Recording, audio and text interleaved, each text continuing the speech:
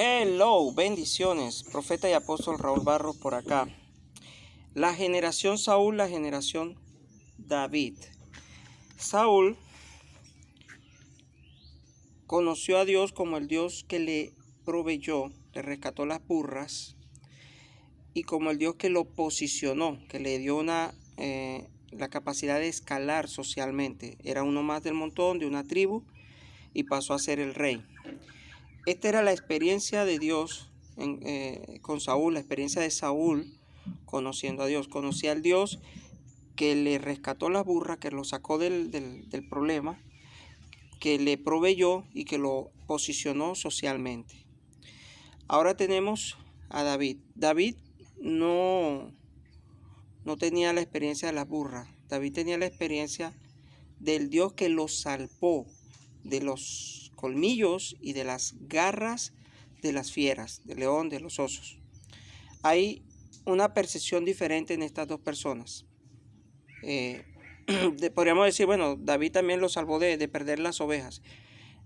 Saúl ya había perdido las burras y Dios se las recuperó. Y era uno más del montón y Dios lo posicionó socialmente. David era un marginado, rechazado,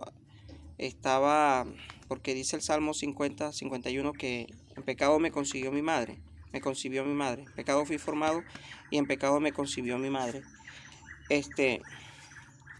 Mocho, sale, déjame que estoy grabando. Chao, Mocho. Tusa, sale. Mi perro. Pero él fue rescatado, David fue rescatado de las garras y las fauces, los colmillos de las fieras. O sea, el Dios que conocía a David era el Dios que salva. Mientras que el Dios que conocía a Saúl es el Dios que te provee, el Dios que te posiciona, el Dios que te da posición social. ¿Cuál es la diferencia? Saúl tembló frente a la voz de Goliat. La generación Saúl es una generación que, aunque conoce a Dios hasta este nivel, no permanece en ellos la voz de Dios. Y al no permanecer en ellos la voz de Dios, la voz del enemigo, la voz del guerrero, la voz del intimidador, del que intimida, la voz de las circunstancias, la voz del pueblo, cobra peso sobre ellos. Y la voz de Dios se desvanece en ellos. Mientras que la generación David, ellos, por haber sido salvados por Dios, son una generación que la voz de Dios permanece en ellos a pesar de las otras voces. Entonces Saúl frente a la voz de Goliat fue intimidado. Saúl frente a la voz del pueblo fue desviado. O sea, la voz del pueblo, la voz del intimidador, la voz de las circunstancias tuvieron más peso en Saúl que la voz de Dios. Y esa es la diferencia. Hoy día existe igual. Hay una generación que son como Saúl. Ellos conocen a un Dios que les provee, que les ayuda financieramente, o sea, les rescata las burras. Ellos conocen a un Dios que los ayuda a escalar socialmente, ¿sí? Pero no conocen al Dios que los salva. No conocen al Dios que los rescata de las garras y de los colmillos de las fieras salvajes. No les gusta la guerra espiritual.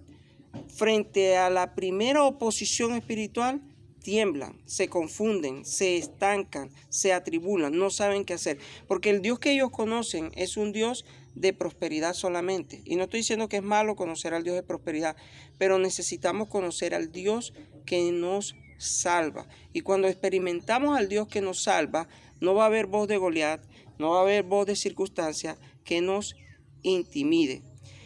Consecuencias, termino. Saúl no sirve para gobernar.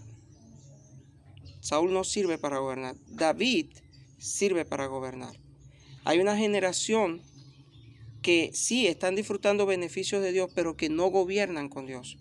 Entonces tú los ves que ellos son bendecidos, ellos tienen buenos carros, buena posición social, buenas empresas, buen dinero, viven bien, pero en su hábitat, en su barrio, en su ciudad, en su sector, Satanás sigue gobernando. Satanás sigue reinando, porque ellos solamente disfrutan beneficio de Dios, Saúl solamente disfruta beneficio de Dios, pero no manifiesta el gobierno de Dios. Esto sí lo hace la generación de David. Así que en esta mañana, tarde, donde sea que estés, determínate. ¿Qué vas a hacer? ¿Una generación como Saúl o una generación como David? Dios les bendiga. Chao, chao.